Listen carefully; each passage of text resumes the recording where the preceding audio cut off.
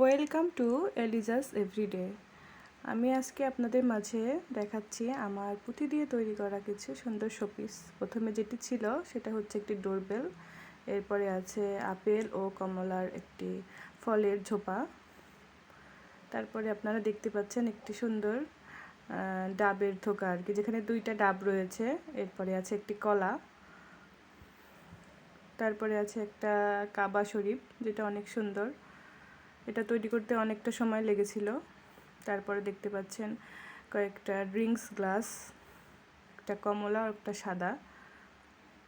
এরপরে আছে একটা কিউট গিটার যেটা সাদা ও গোলাপি রঙের পুঁতি দিয়ে তৈরি করা। এরপরে আপনারা দেখতে পাচ্ছেন দুইটা প্রজাপতি কে চেন যেটা চাবির সাথে দেওয়া আছে, দুইটাই অনেক সুন্দর। এরপরে আছে একটা রাজহাঁস, এটা অনেক সুন্দর, এটার পাখাগুলো খোলা ও বন্ধ দুইটা অবস্থাতেই রাখা যায়। তারপরে আছে দুইটা ছোট্ট ছোট্ট সিংহ শেপের কিচেন। এরপরে আছে স্ট্রবেরি ও দুইটা ছোট ছোট গোলাপের কিচেন। এরপরে আছে একটা তরমুজ চাবি রিং ও চেরি ফলের চাবি রিং। এরপরে আছে একটা ডোরিমন চাবি রিং, এটা অনেক সুন্দর। আর একটা আছে লাভ শেপের চাবি রিং।